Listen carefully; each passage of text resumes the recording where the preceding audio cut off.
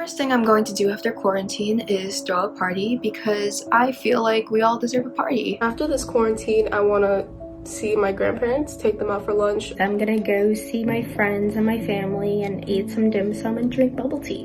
Hang out with friends, play volleyball or soccer, whichever comes first. I miss the time of hanging out with my friend and interacting with them. Definitely checking up on my family and friends and making sure everyone's okay. And if there's any way I can help out, I'll definitely do what I can to help the people that can't really provide for themselves during this time. We need to understand the virus. We need to understand the communities that this is affecting and hurting. Trying to find information from credible sources instead of freaking out and hoarding resources. Right now, a lot of supermarket was closed due to out of stock of food. Overbuying, that's you taking away from another family that needs it as much as you do. Many people have this mindset that they're young and that they're not going to be affected by this.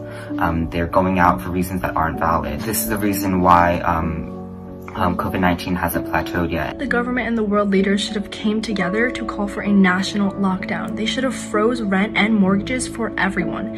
If they took those extreme precautions, we would have benefited so much in the long run. People should have learned from others' mistakes rather than scrambling on last minute to make changes that could have been made before. In times of panic, people use fear to justify how they are treating people around them. Discrimination in any way, shape, or form is not okay, so please do not blame certain groups of people for trying to spread the virus. Even our own president.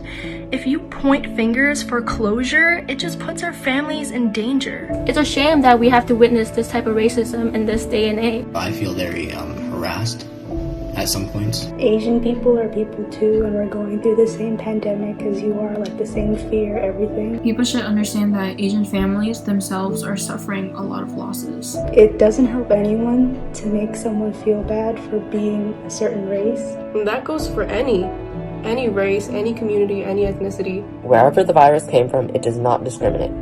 If you are white, black, Asian, you can still get it. To my fellow Asians, if you see injustice, stand up for each other, because we need each other now more than ever. What I've really gathered from this whole pandemic is that we are all vulnerable. We need each other. When communities work together, they can get anything done. What we need the most during this time is compassion. To appreciate what you have. You should be grateful for the things that you have while you have them. I can't take anything for granted. Do not take time for granted. Don't waste your time. Don't put off stuff. You never know what's gonna happen. Tomorrow isn't promised, so we should take care of each other and ourselves today. You don't know, one day wake up and you find out that the people you care a lot about are gone. So truly love one another. I hope everyone's doing well.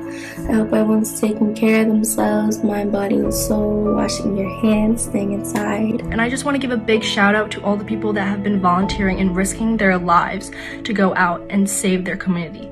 Thank you so much.